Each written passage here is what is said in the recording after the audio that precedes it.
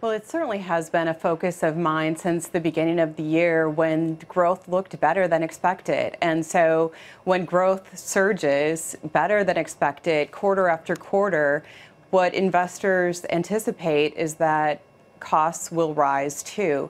And we are seeing that in certain areas of the market. Certainly labor costs are inflating. Raw material costs are inflating in certain areas. But the growth still seems to overwhelm it. And I know the Fed chairman's speaking right now, and he has a very close eye on inflation. It still seems to be under their 2% mark. Yeah. And so the broader inflation rates look to be in check, and that's where the market's focused. Certainly we're seeing it in individual companies creep up to be problems on a quarterly basis. You seem to be interested in value stocks. You know what? I'm a growth at a reasonable price investor. So our process doesn't discriminate against growth or value. And I do like companies that are growing, but I don't want to overpay for those companies. And so I want to buy stocks that are trading at a discount to their growth rate, not value traps. But I think the market has been a momentum one that's been focused on select stocks that really are, producing a lot of growth and leaving other names by the roadside. And that's the area that we want to look at, where there's less risk, but still a good amount of reward left. I want to bring in Joe LaVorgna, who is the chief economist for the Americas at Natixis, as well as a CNBC contributor. And Joe, just to pick up from our conversation with Ann about inflation, we had the news that Amazon is moving to $15 an hour for both the full-time, part-time, seasonal, you name it. That's about more than 350,000 employees in total. How do you think about that in terms of inflationary pressures within the economy, the push for other companies to then match this $15 an hour?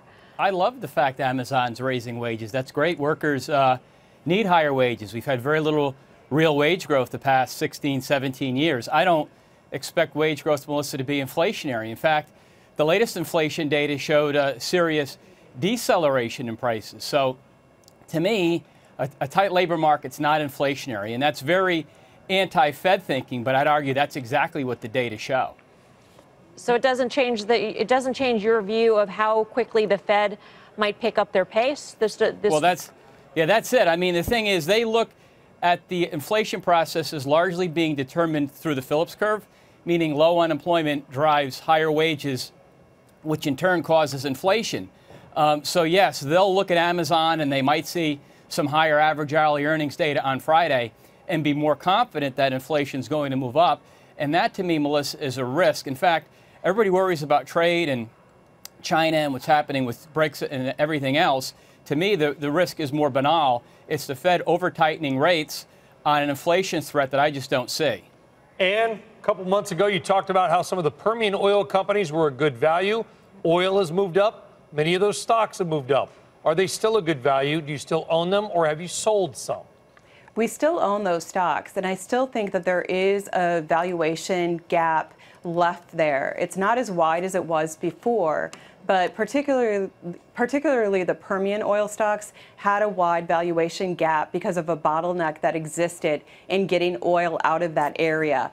And that looks like it's resolving quicker than people anticipated, which is why the discount is narrowing. But that is a good example of kind of listening for the quiet, looking for areas of the market where other people aren't paying attention.